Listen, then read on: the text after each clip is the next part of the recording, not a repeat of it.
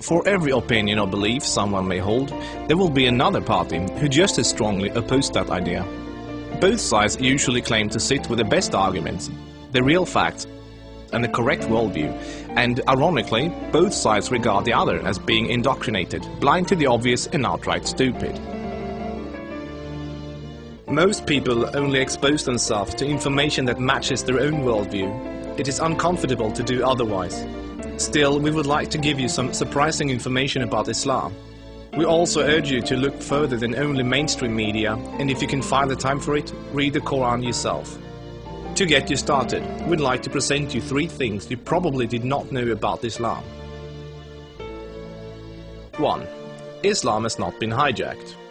That Islam has been hijacked is what non-Muslims naturally assume, because they assume all religions are the same. The reason non-Muslims are so easily confused is that most of us don't realize the difference between the Quran and every other religious book we are familiar with. The Christian Bible is a collection of writings from various authors, written sometimes hundreds of years apart, with parables, advice and dreams, all collected together into one book.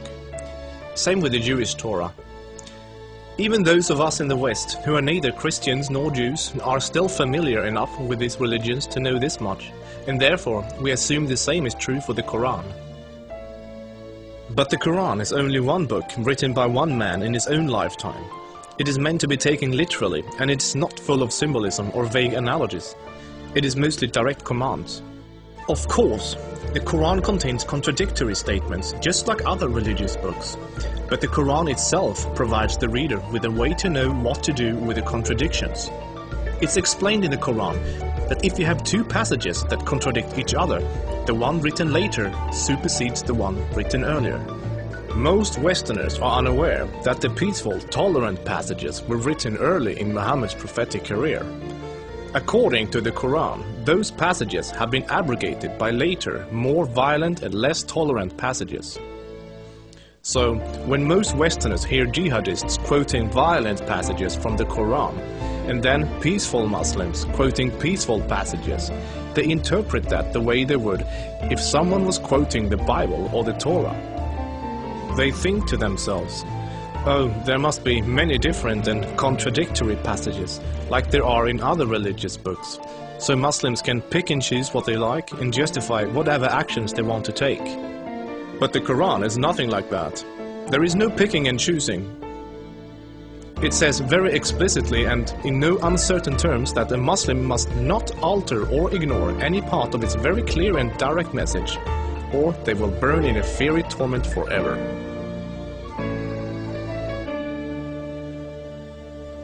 2. Striving to institute worldwide Sharia law is a religious duty. Many people don't realize how politically oriented Islam is at its core. In fact, Islam is less of a religion than it is a religious ideology.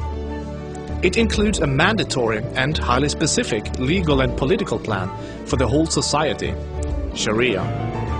There is no separation between the religious and the political in Islam.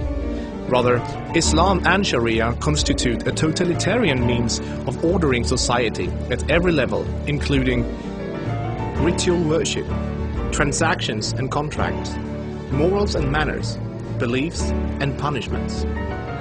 In the Quran, Allah makes it clear that man-made governments, such as a democracy, and free speech, such as criticizing the Quran, are abominations and must be eliminated.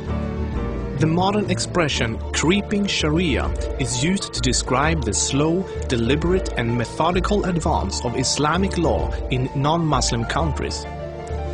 Official Sharia courts already operate in the UK, handling cases ranging from divorce and financial disputes to domestic violence.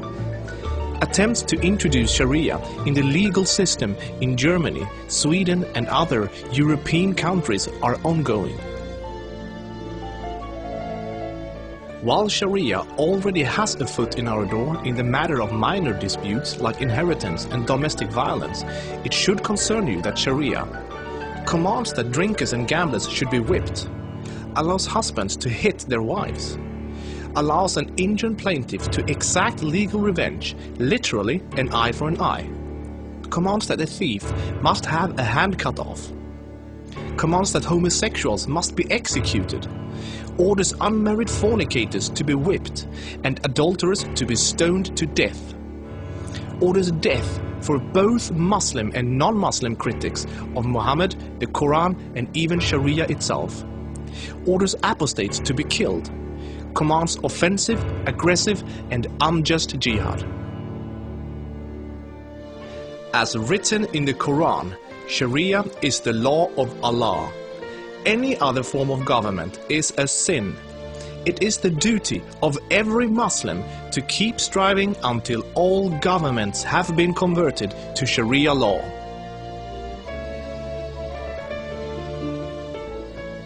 Three, Muslims are allowed to deceive non-Muslims if it helps Islam.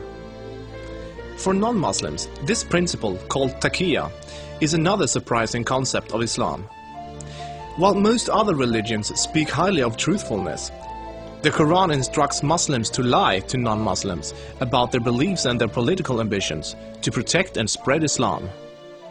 There are many examples of today's Islamic leaders saying one thing in English for the Western press and then saying something entirely different to their own followers in Arabic a few days later. Deceiving the enemy is always useful in war, and Islam is at war with a non-Islamic world until the whole world follows Sharia law. All non-Muslims living in non-Islamic states are therefore enemies. So deceiving Westerners is totally acceptable, even encouraged, if it can forward the goals of the spread of Islam. As a recent example, the Islamic American Relief Agency were seemingly raising money for orphans, but in fact giving the money to terrorists. They deceived good-hearted Western infidels into giving money to organizations that were actively killing Western infidels. Do the research yourself, this is not an isolated case. Islam as a religion of peace. Muslim organizations worldwide often declare that Islam is a religion of peace. But what does that really mean? It seems easy for a Muslim to quote a peaceful verse from the early parts of the Quran, while, by following the principle of taqiyya, neglecting to mention the fact that it has been officially abrogated by later, more violent verses. According to the Quran, the world will be at peace only when Islam and Sharia reign in every country, and never until then. This is why every Muslim can truthfully say that Islam is a religion of peace. If any of these points took you by surprise, then there is surely much more you still don't know. This subject will affect you in the near future, so take the chance to inform yourself now before it does.